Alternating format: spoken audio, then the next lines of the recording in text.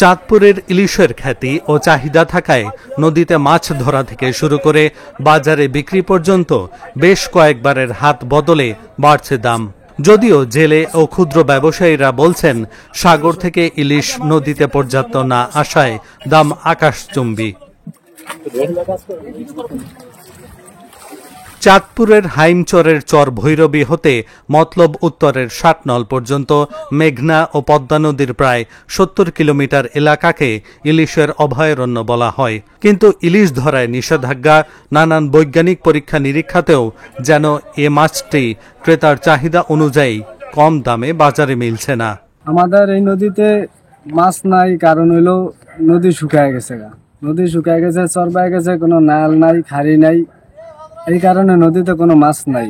আর একটা বিষয় হইলো উত্তর অঞ্চলে পানি আসে, ওই পানিটা হলো বিষাক্তর কারণে সাগরে মাছ উত্তর দিকে উঠে আসতে পারে না। ওই সাগরে মাছ সাগরেই থাকে, কিন্তু আমাদের নদীতে আসে না। এই কারণে আমরা জেলেরা খুব অসুবিধা আছি।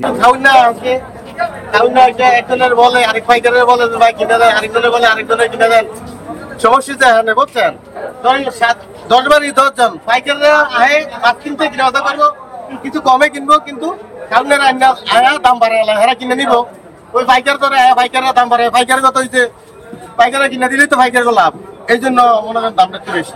নদীতে মাছ মূলত কম হচ্ছে যে আমাদের যে 22 দিনকার অভিযান চলে, যেমন 2000 নদীতে যে অভয়াশ্রম যেমন দেয়, অভয়াশ্রম গুলা ঠিক মতন যারা আইনের লোক যারা পরিচালনা ঠিকভাবে করে না, যদি এরা ঠিকভাবে করতো তাহলে আমাদের ইলিশের অভাব হতো না। সময়ের সাথে পাল্লা দিয়েই সুস্বাদু এই ইলিশ মাছটির দাম ক্রেতা সাধারণের নাগালের বাইরে চলে যাচ্ছে।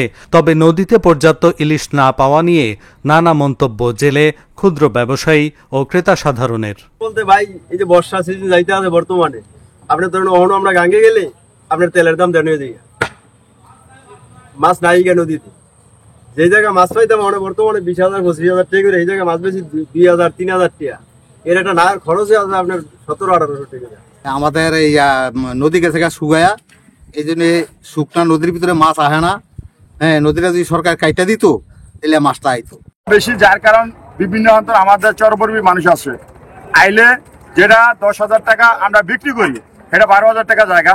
ধরেন খাওয়ান না, এক একজন আইলো, পছন্দ হইলো, মূল দিল, সবাই কিনতে পারবো এই ঘাটে মাছ, কোনো বাধা ভিন্ন নাই, সবাই আসে, সবাই মাছ কিনে নিয়ে যায়।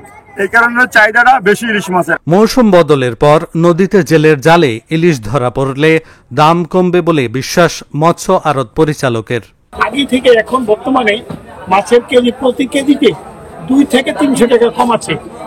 3 দিন আগে আমরা মাছ 2500 টাকা কেজি বিক্রি করছি, এখন 2200 টাকা। আরো মাছ যদি বেশি ধরা পড়ে তাহলে আরো কমতে পারে। আর আমি আগেও বলেছিলাম, নদীর নাব্যতা থাকলে ইলিশ প্রচুর হবে। এই নাব্যতার জন্য সরকার যদি কাজ না করে, ভবিষ্যতে ইলিশ পাওয়া খুব কঠিন হবে। সঠিক নিয়ম মেনে জাটকা ও মা ইলিশ সংরক্ষণ করা গেলে ইলিশ উৎপাদন আরো বাড়লে দাম কমার কথা জানালেন সংশ্লিষ্ট কর্মকর্তা। মা ইলিশের যে ব্যান পিরিয়ড এবং জাটকার জন্য যে ব্যান পিরিয়ডটা আমরা পালন করি, সেক্ষেত্রে আমরা গতবারে মা ইলিশ এবং জাটকা সফলভাবে আমরা বাঁচাতে পেরেছি বলে আমরা মনে করছি। আর যেহেতু বলছেন যে দামের যে বিষয়টা আছে, আহরণের যোগান যদি কম হয়, অর্থাৎ চাহিদার পরিমাণ যদি বেশি থাকে, আহরণের পরিমাণ কম হলে দামের কিছুটা হ্রাসবৃদ্ধি দেখা যায়। আমরা যেহেতু ইলিশের আহরণকে শুধুমাত্র চাঁদপুর কেন্দ্রিক বা একটা উপজেলা কেন্দ্রিক বিবেচনা করতে পারি না, এটি বাংলাদেশের বিভিন্ন অংশে থেকে আসলে আহরণটা হয়, সমুদ্র আহরণ রয়েছে। তো সকল কিছু মিলিয়ে আমাদের কাছে মনে হচ্ছে যে এই মা ইলিশ এবং জাটকা যে অভিযান সফলভাবে সম্পন্ন হওয়ার ফলে ইলিশের আহরণ অতি দ্রুত কিছুদিনের মধ্যে আরো বাড়বে, এবং তখন দামের নিয়ন্ত্রণ আর দামের যে হ্রাসবৃদ্ধি রয়েছে সেটার পরিমাণটা কমে যাবে, অর্থাৎ দাম নিয়ন্ত্রণে চলে আসবে। পরিকল্পিত পদক্ষেপই পারে ইলিশের দাম গ্রাহকের সাধ্যের মধ্যে আনতে, এমনটাই মনে করছেন জেলে ও আড়তদাররা। Dhaka journal, news desk.